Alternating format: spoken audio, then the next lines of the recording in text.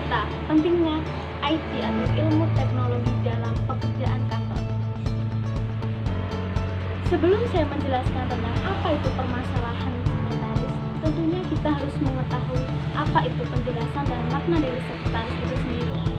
Sekretaris dalam bahasa Latin yaitu secretum, dalam bahasa Belanda yaitu secretaris, dan dalam bahasa Inggris yaitu secretary, yang memiliki arti sama, yaitu rahasia.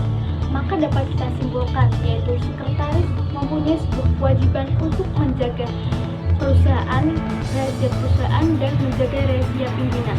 Jenis sekretaris menurut tanggung jawab dan ruang lingkupnya dibagi menjadi 3. Yang pertama yaitu sekretaris organisasi atau biasanya kita sebut sebagai executive secretary.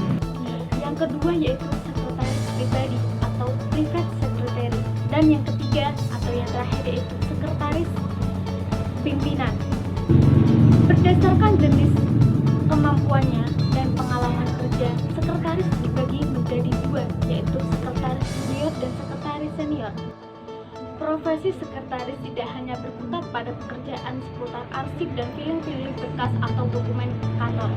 Pada kenyataannya, tugas seorang sekretaris memiliki cakupan kerja yang lebih luas, dan seorang sekretaris dituntut untuk memiliki sikap dan perangai yang sopan dan tata krama yang baik, yang mencakup keterampilan menampilkan citra perusahaan dengan baik, memiliki etika kerja yang baik, sopan dan bertanggung jawab, serta dapat menjaga rahasia perusahaan.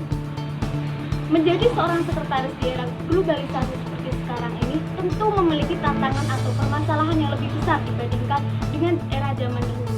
Permasalahan yang semakin kompleks dan semakin kompetitif, diharapkan para calon sekretaris harus mengimbanginya dengan kualitas yang unggul. Misalnya, sekretaris dituntut untuk berpengetahuan dan berwawasan luas, mampu menghadapi situasi yang tidak terduga, mampu bertindak dan mengambil keputusan secara cepat dan tepat, serta sekretaris harus memiliki berbagai informasi yang kemungkinan sewaktu-waktu dapat dibutuhkan dan lain sebagainya. Lalu, apa saja sih permasalahan atau tantangan yang perlu dihadapi oleh seorang sekretaris? Yang pertama, yaitu kurangnya keterampilan seorang sekretaris dalam berkomunikasi secara efektif.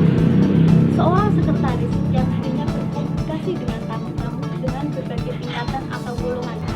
Untuk itu, seorang sekretaris harus mampu berkomunikasi dengan baik dan menguasai bahasa Indonesia dengan baik juga. Selain itu, seorang sekretaris juga diharapkan mampu menguasai bahasa asing seperti bahasa Inggris. Dan yang kedua, yaitu kurangnya kemampuan seorang sekretaris dalam mencari, menginterpretasikan dan memanfaatkan informasi. Sekretaris bertugas mencarikan dan menyajikan informasi kepada pimpinannya. Untuk itu, ia harus pandai menggali informasi dari berbagai sumber, lalu menginterpretasikannya sehingga dapat memiliki informasi yang dinilai dapat bermanfaat untuk pimpinan tersebut. Yang ketiga yaitu tingkat berpikir yang kurang dalam mengidentifikasi masalah dan pencarian solusi. Sekretaris yang bekerja secara paripurna harus mampu berpikir untuk mengidentifikasi masalah, yaitu sebab dan akibatnya setiap kali menghadapi suatu permasalahan, dan dapat mencari solusinya. Sehingga pimpinan tidak perlu harus terus-menerus menuntut dan membimbing sekretaris. Namun, seorang pimpinan cukup mendelegasikan setiap penugasan kepada sekretaris, dan sekretaris yang bersangkutan dapat menyelesaikan secara paripurna. Pimpinan cukup memberikan instruksi kepada sekretaris secara garis besar dan memberikan delegasi secukupnya. Selanjutnya menjadi tanggung jawab sekretaris untuk menindaklanjuti termasuk memecahkan masalah yang dihadapi setiap menyelesaikan tugasnya tersebut. Keempat, yaitu kurangnya kemampuan dalam menangani tugas. Tugas-tugas seorang sekretaris dapat dikelompokkan menjadi 8 mata.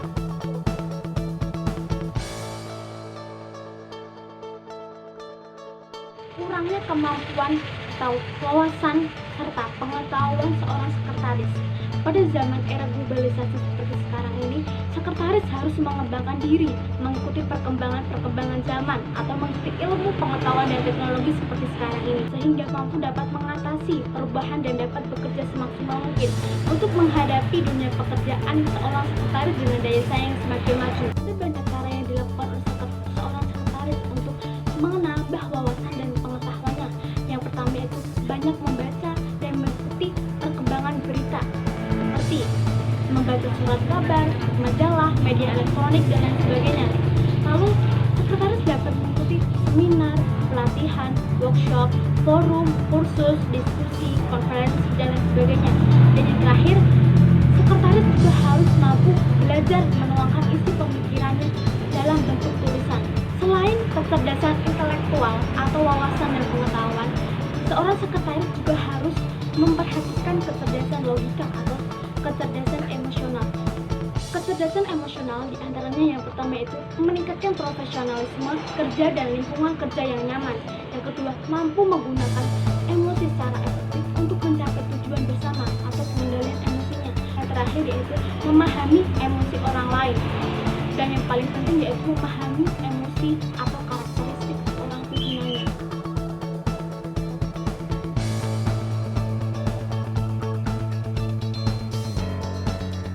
Pentingnya IT atau ilmu teknologi dalam pekerjaan kantor. Tidak dapat kita pungkiri bahwa peranan kertas akan tetap penting sebagai media penyajian informasi atau tukar menukar informasi antar manusia atau organisasi, atau yang sering kita sebut sebagai paper atau copy.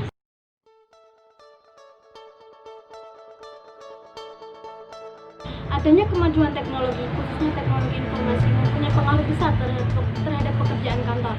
Pekerjaan kantor dapat dilaksanakan dengan mudah, cepat, efisien, serta efektif. Kita dapat memanfaatkan ilmu teknologi atau information technology terhadap pekerjaan kantor. Yang pertama yaitu penanganan surat dan pembuatan laporan. Dengan diciptakannya mikrokomputer sekaligus dapat difungsi sebagai word processor yang mampu menyelesaikan surat-surat dan laporan dengan mudah, cepat, dan efisien.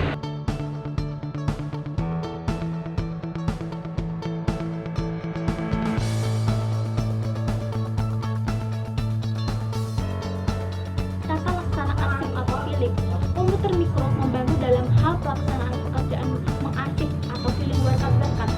Arsip yang semula berupa tumpukan kertas disimpan di sisi arsip, sekarang arsip dapat disimpan dalam bentuk disket, arsip atau flash disk. Selain itu, ruang atau kemampuan dalam menyimpan data atau informasi lebih banyak daripada kertas.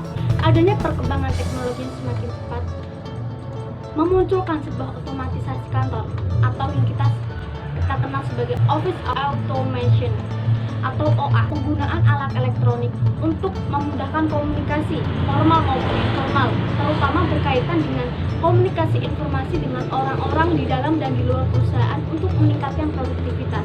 Otomatisasi kantor merupakan sebuah rencana untuk menggabungkan teknologi tinggi melalui perbaikan proses pelaksanaan pekerjaan demi meningkatkan produktivitas pekerjaan itu sendiri. Lalu, siapa saja sih yang menggunakan otomatisasi kantor? Pertama, yaitu manajer. Manajer merupakan orang yang bertanggung jawab mengelola sumber daya perusahaan, terutama sumber daya manusia.